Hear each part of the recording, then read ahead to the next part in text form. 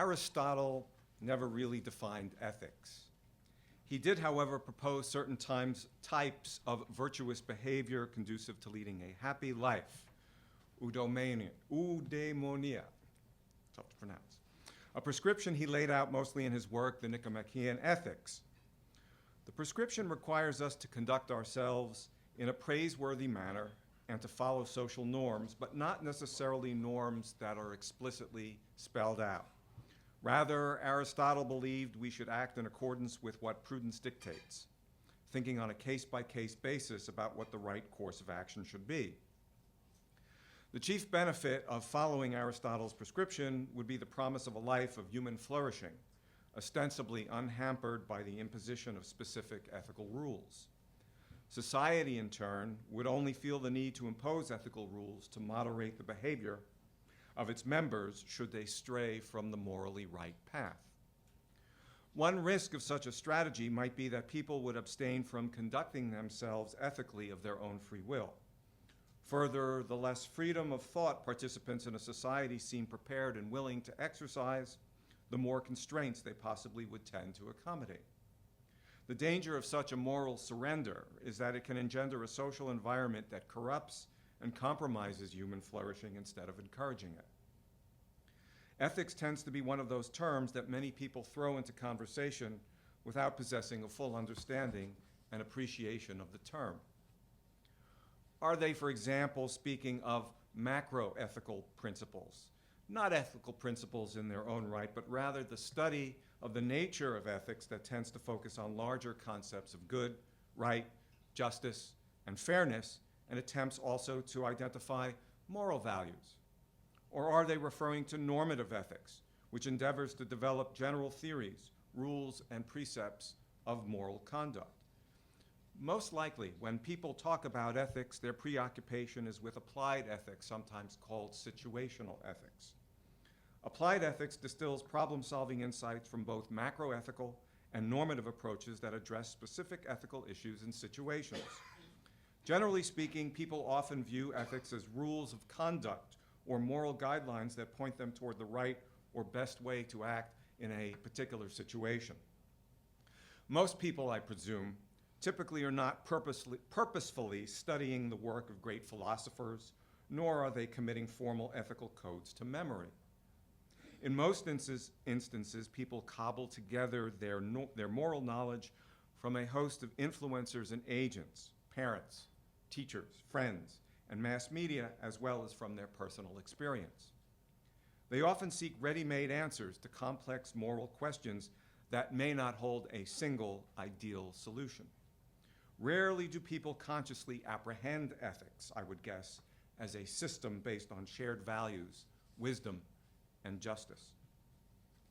The urgency to apply programmed approaches to ethics, I believe, arises from our deep-seated desire to make sense of situations quickly. This urgency encourages two types of thought strategies that can easily limit the scope of our ethical reasoning. In one instance, what on the surface appears to be a rational approach to ethical problem solving may too narrowly define our interpretation of what is taking place. Occasionally, what we consider to be common sense is common nonsense, unsustainable ideas based on emotional interpretations absent of forethought and reasoning. Further, ethical sense-making encounters trouble when we act as if there is just one reality we can, in fact, make sense of. The danger posed by this sort of outlook is the trap of elementalism, which Levinson describes as seeking the cause of something unconsciously, assuming that there is one cause. So in order to make sense of ethics, we first need to identify practical ways to think about knowledge and reality. Knowledge does not emerge from nothing. Neither is knowledge predetermined by some natural order in which all human actions and ideas are the consequence of prior conditions and causes. Rather, knowledge is a continual, dynamic force in our development and shared experiences issuing from various social situations, history, and speech acts. Scheler offers a theory on the sociology of knowledge, which focuses on the ways ideas, values, and attitudes stem from social and historical situations. Marx and Engels proposed that social being and consciousness are inextricably linked and rooted in the ways people experience social relationships. Mead's theory of symbolic interactionism contends that meanings are in fact social phenomena that derive their interpretations from subjective human experience. Václavic's work in pragmatism argues that human interactions, situations, and social systems develop from patterns of human communication. Freud postulates that hidden psychological mechanisms shape a person's overall perception of reality and recollection of early personal experiences. He acknowledges that we do not live independently from our needs and that such needs largely motivate our behavior and generally are responsible for the predicaments of our existence. Korzybski, followed by Hayakawa, Johnson, and Chase, warns that the representations we create of the world are not to be confused with the world itself. What we understand to be real is replete with self-destructive assumptions about the world, shaped almost entirely by incomplete or generalized utterances that tend to convince us of their incontrovertible truth. Those utterances, language, are the medium that renders the world real. We routinely make sense of facts and events through language.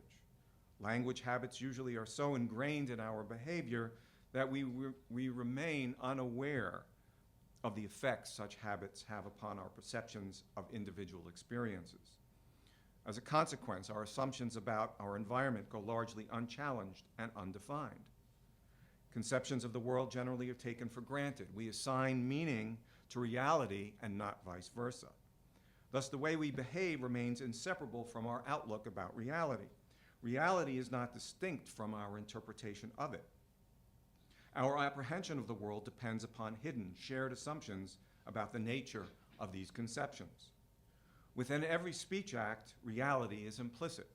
Postman and Weingartner argue that the way we talk about reality predisposes us to the notion that reality is external to the physical self, rather than a symbolic transaction between the speaker and the speaker's environment. Language, therefore, furnishes us with the means to establish and foster common meanings and maintain a mutually subjective reality. Language provides us with a method of apprehending the experienced world, imposing order upon it, and making sense of it. Sapir and Worf believe that linguistic structures exert a direct effect upon our ideas about what is real. That effect, Hall observes, remains largely invisible and inaccessible to the casual observer. We take our total ready-made environment for granted, much in the way we take our physical being for granted. On the surface, that environment does not appear complex. It presents itself in intelligible ways without compelling us to identify and analyze its intrinsic makeup. In our day-to-day lives, most of us do not systematically question what constitutes reality, nor wonder about why what we commonly think to be real passes for the truth. We rarely stop to examine the ontological and epistemological implications of our collectively invented universe of ideas. Therefore, teaching ethical inquiry ultimately should be centered first on critically exploring the nature and construction of our own knowledge. Ethical inquiry ought to prompt us to examine whether the ways we speak about our observations of the world are an accurate reflection of reality. In so doing, we may be helping ourselves to avoid a number of common fallacies in ethical reasoning. One pitfall in ethical reasoning is that conventionally it tends to emphasize cause over effect. We look for culprits, motives, and pre-existing conditions that might have led to unethical behavior. Such a rear-view mirror approach to ethical understanding limits our ability to preempt larger crises. It implies a fallacious and potentially dangerous belief that ethics is mostly situational. In other words, if we merely think about a problem and study it long enough, the answer will become apparent. Sometimes we think that if we just acknowledge the occurrence of a problem, we have somehow magically taken care of it. This fallacy is born from the notion that ethical systems are belief systems rather than systems of knowledge. The imperative to resolve an ethical dilemma should not be founded on whether we believe there to be a dilemma. Neither should the solution to an ethical dilemma exist as a function of whether we believe the resolution to be right or wrong. This order of thinking tends to be where we often encounter difficulties in ethical problem solving. Identifying ethical dilemmas and resolving ethical problems do not hinge on a personal belief about whether we have encountered an ethical dilemma or on a personal belief about what constitutes a satisfactory outcome. The fallacy in treating ethics as a belief system is that belief implies its inverse, disbelief. There is nothing inherently unhealthy about entertaining disbelief. Disbelief is often the stalwart companion of much scientific discovery and intellectual inquiry. However, in the case of ethical reasoning, disbelief sometimes can lead us down unproductive paths. For instance, if we consider ethics to be a matter of personal belief, then we might easily dismiss an ethical question as not being an ethical question at all. Even if we identify an event as posing an ethical dilemma, we might give equal or more weight to a harmful or inappropriate resolution simply because a system of belief would appear to offer us such an option. Belief is an attractive way of thinking about ethics because the binary quality of belief removes some of the more unpleasant personal consequences of unproductive behavior. If we believe something to be right, we immediately excuse ourselves from suffering the moral burden of our decision, should it be wrong, because our action based on belief was morally equivocal in the first place. We can, in such circumstances, fall back on our belief that what we were doing was the right thing. A second fallacy hampering ethical reasoning is that our problem solving, or lack of it, sometimes tends to be mimetic. In other words, we imitate wholly or in part what others do in morally challenging situations. Growing up, we follow our parents' lead. At school, we go along with whatever our peers do. At work, we closely watch the actions of our co-workers and supervisors and join in. In the public sphere, we measure our behavior against the conduct of politicians, celebrities, and other reference groups. We might in many instances be able to handily negotiate our way through life's ethical mazes if we could consistently count on parents, friends, colleagues, and public figures to be exemplars of truth, justice, and trust. Imitating the ethical nature of the people around us can be hazardous and turn into a recipe of moral failure, especially when the supposed role models we rely upon for guidance possess faulty moral compasses. A third fallacy confronting appropriate ethical decision-making arises because we sometimes feel that sound decision-making ought to be an intuitive process. On the contrary, the logic of ethical problem-solving oftentimes neither appears inherently elegant or expedient. For instance, effective ethical reasoning requires us to approach the concept of time in a way that often is counterintuitive. We first must think of events which have not yet happened. Project ourselves into the abstract future to make sense of what we are doing today. In other words, to truly appreciate an ethical dilemma, we must begin with its potential effects. An ethical dilemma is in reality a problem whose unrealized outcomes will or will not be the cause of a great deal of trouble. The cause of ethical failure is not what a person has done. Rather, the root of ethical failure is what the person has not considered as a likely result of possibly doing something or just not acting on that same thing. The challenge, therefore, would seem to be avoiding the reduction of ethical sense-making to an algorithmic approach dependent on rational, sequenced, and narrowly defined ways of understanding events. Ethical sense-making demands that we account for competing perceptions and interpretations of an event because people generally do not sense, navigate, and communicate about an event in the same way as each other. Echoing Durkheim, some approaches might easily dismiss subjective interpretations of objective reality as merely value judgments, as if to say we could just strip away these value judgments to arrive at the truth. What then constitutes objective truth? By what means may observers reach a true and clear understanding of an event under study? The responses to these questions are at the heart of the ethical problem-solving process.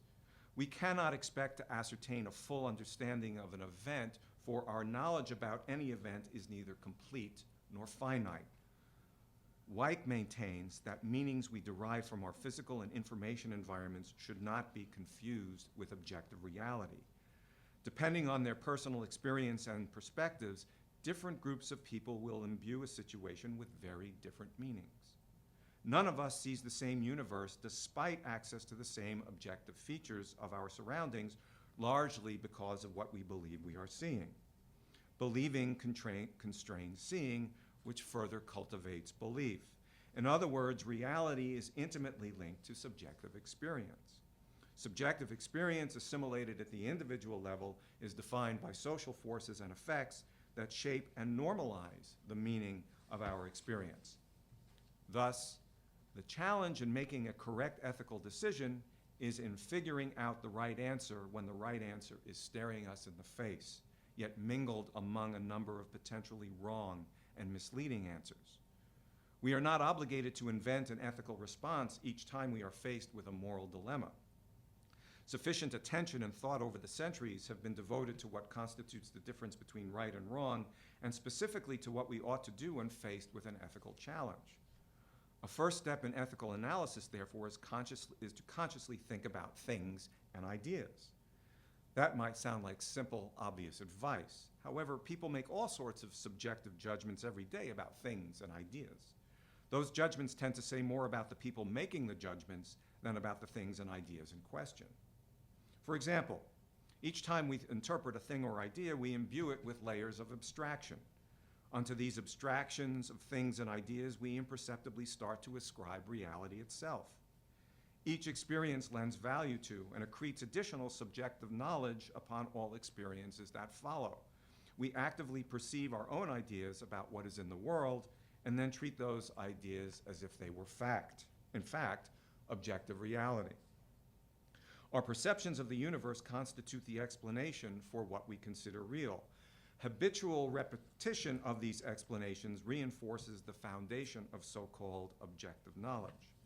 And because we are time binders, each generation internalizes and perpetuates the knowledge of previous generations.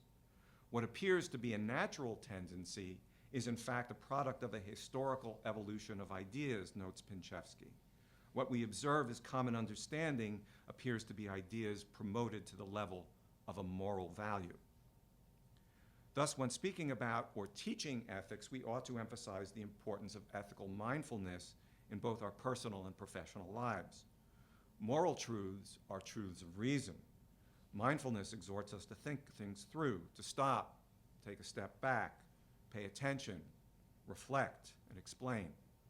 A mindful analysis of the situations we encounter on a daily basis will not engender the disappearance of moral problems. On the contrary, the greater the extent to which we adopt thoughtful analysis of ethical situations, the easier it will become for us to recognize potentially hazardous dilemmas and meet such challenges with a certain degree of level-headedness. Thank you.